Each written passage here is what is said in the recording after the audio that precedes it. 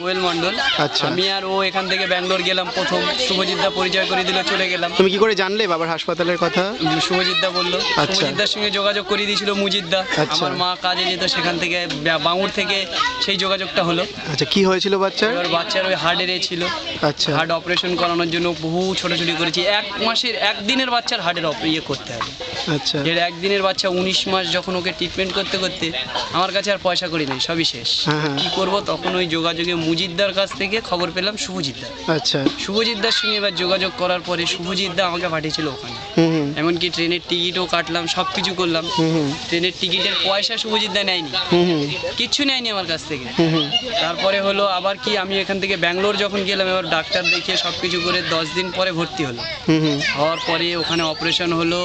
প্রথম 2টো date miss, হুম। 3টে ডেটে হলো কি, শুভজিৎদা ফোন করলাম যে দাদা এরকম ডেট মিস হচ্ছে, কি করব। হুম। তখন ওরা বললো ঠিক আছে, দেখছি কি করা যায়। হুম। এই ভদ্রলোক অনেক দূর থেকে আসে, ভ্যানে করে আনে হুম। পেশেন্ট। এই একে আগে ছেড়ে দে এই ভদ্রলোককে। ইনি অনেক দূর থেকে আসে, ভ্যানে করে আসে, কিন্তু একটুখানি আগে সব আটকে রেখে এটা ছেড়ে দিন। তোমার বাচ্চাটা কোথায়? আনছি।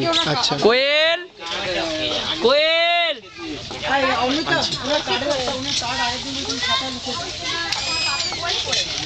কোয়েল, এটা আমার ছোট মেয়ে। আচ্ছা আচ্ছা, না তুমি বলে নাও, তারপরে আমি শুনবো। এই তো আমার ছোট মেয়ে। আচ্ছা আচ্ছা আচ্ছা আচ্ছা। এবার হ্যাঁ। হলো, দাঁড়ান আমি আমার মেয়েকে আনি, নাহলে আপনার সুবিধা হবে। যাও যাও, ওখানে বসে আমি কথা বলবো। কোয়েল, আই কোয়েল। এই দেখো তোমাকে ডাকি। ওই যে ভ্যানে এসছে দেখুন, সেই ভ্যানও রাখা রয়েছে। এবার ওখানে ওই হওয়ার পরে আমি বললাম যে ডাক্তার, তাহলে বললো অপারেশন করলে অনেক কিছু হতে পারে, আপনি এক কাজ করুন, রিস্ক নেবেন। আমি তখন বললাম যে রিস্ক কেন নেবো না, আপনাদের কাছে এসছি, যেমন বাড়িতে রাখলেও থাকবে না, আপনাদের কাছে এসছি, যা হবে হবে, আপনারা তো সব থেকে ভালো শুনেছি। তখন বলাতে আমার পিঠে হাত দিয়ে বললো ঠিক আছে তুমি চলো, কিছু হবে না। ভর্তি হলো, অপারেশন হলো। মুখে এরকম এইসব জায়গায় না সব পাইপ লাগানো ছিল। তো গ্যাজা কাটার পর রাত্রির 1টা-1:30টার সময় আমার ডেকে ডাক্তার বলছে আমরা পাইপ খুলে দিয়েছি, আপনি চলে যান, বাচ্চার হুঁশ আসলে ডাক, মানে জ্ঞানটা ফিরলে ডাকবে। তা আপনি বলছিলেন ওকে বাঁচানো যাবে না, সেটা কখন বললো? বাঁচানো যাবে না যখন অপারেশন করে আইসিসিউর মধ্যে দিল। আচ্ছা। এবার আমাকে যখন 6টার সময় ঢুকিয়েছে ভিতরে, হ্যাঁ। তখন দেখছি ওর গাল দিয়ে এই সাইড দিয়ে হ্যাঁ। আর এই সাইড দিয়ে গ্যাজা, মানে ভর্তি গ্যাজা বেরোচ্ছে। হ্যাঁ।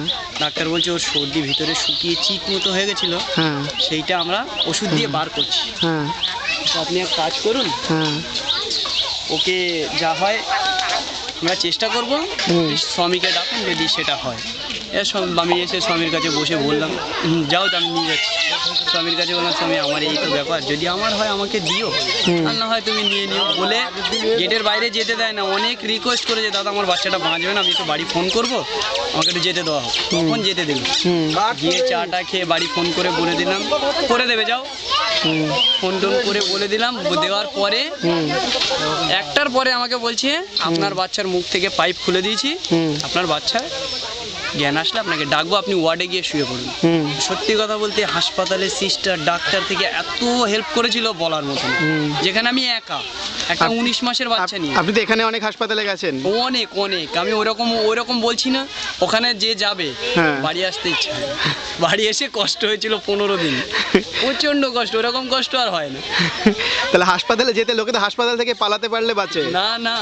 ওখানে দেখুন আমাদের এখানে হাসপাতালে যেরকম একটা কিছু জিজ্ঞাসা করলে খিচখিচ করে, আর ওখানে আপনাকে পৌঁছে দেওয়ার জন্য আপনার পেছনে লোক ঘুরছে। সেবা দলের কাউকে জিজ্ঞাসা করলে যে আমি এই জায়গায় একটু যাবো, আমাকে একটু দেখিয়ে দেবেন, হাত ধরে নিয়ে গিয়ে সেখানটায় বসিয়ে দিয়ে আসবেন, কাগজটা নিয়ে জমা দিয়ে দিচ্ছি। আর কত উপকার করবে।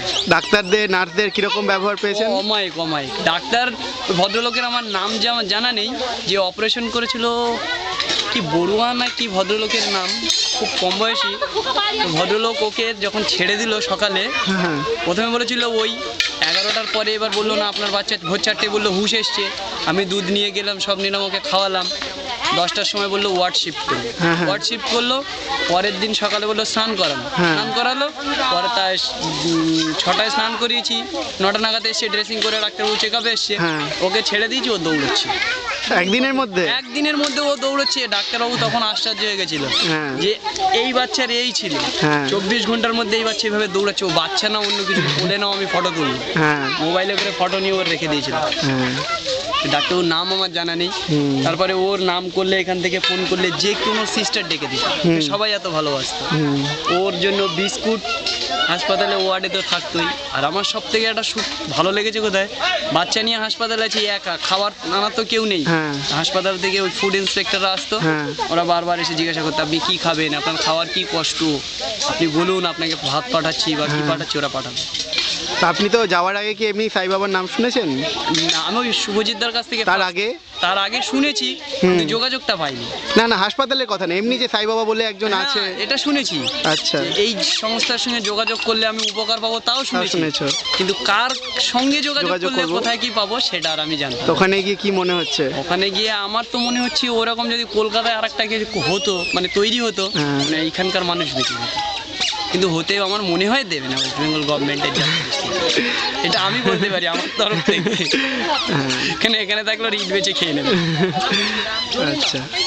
তা আপনি কি ওখানে কি ওনাকে দর্শন করতে পেরেছিলেন? হ্যাঁ, আমি সব থেকে বেস্ট আমার মেয়ে যখন চেক আপ করতে নিয়ে যাই প্রশান্তিতে, আমি যখন যাচ্ছি আমার চেক আপ হয়ে গেল, পরের দিন আমি 1টার সময় উঠলাম, প্রশান্তিতে যাচ্ছি। কপালও ভালো, প্রশান্তিতে স্বামী বেরিয়ে মিউজিক কলেজে গেছে, আর আমি মেয়েকে নিয়ে গাড়ি থেকে নেমেছি। এটা কি ওর অপারেশনের পরে? হ্যাঁ, মানে যখন ওকে চেক আপ করাতে আচ্ছা, চেক আপ প্রথমবার? হ্যাঁ, ফার্স্ট টাইম চেক আপে হ্যাঁ। নিয়ে যাচ্ছি, ওই লাস্ট হয়ে গেল, আর চেক আপ করতে যেতে হবে। এবার যখন চেক আপ করতে যাচ্ছি, ওই গিয়ে নেমেছি, সবাই বলছে স্বামী আসছে, সরে করে যাও। আমি বলছি স্বামী কই, কেউ তো আসছে না, সারা রাস্তা ফাঁকা। হ্যাঁ। খানিক পরে আমরা দুই বাবা মেয়ে একটা লাইট পোস্টের গোড়ায় দাঁড়ালাম, দেখছি স্বামীর গাড়ি আসছে, কপাল কত সুন্দর, সোজা মুখ করে গাড়িতে বসে চলে যাচ্ছিল। আমি আর মেয়ে দাঁড়িয়েছি, মুখটা ঘুরে আমাদের দিকে দেখলাম, আমরাও দেখলাম। আমি বললাম মা দেখ, ও দেখলো, ওই দেখে এবার শুভজিৎ দাকে খুঁজতে গেলাম। আস্তে আস্তে ফোন করে দেখছি পাচ্ছি না, হাঁটতে হাঁটতে গেটে উঠলাম, দেখি শুভজিৎ দা আসছে। যার দেখা সেই দিয়ে দেয়। একদিন ছিলাম ওখানে। আর কেমন লেগেছে? ওই রকম জায়গাই নেই। কি করে রেখেছে বলুন তো, শুধু শেডটা স্বামী যে জায়গাটা এসে ওই বসেন কুলবন্থল। কুলবন্থল, হ্যাঁ। ওই জায়গাটার কথা চিন্তা করা যায় না। হ্যাঁ। স্বপ্ন চিন্তা করুন না, 6 টাকার বিনিময়ে এখনো কয়েক লক্ষ লোক সেখানে খায়। কিন্তু যারা সেবা দলের আছে তাদের তো কোনো ইয়ে নেই, ওরা তো এমনি।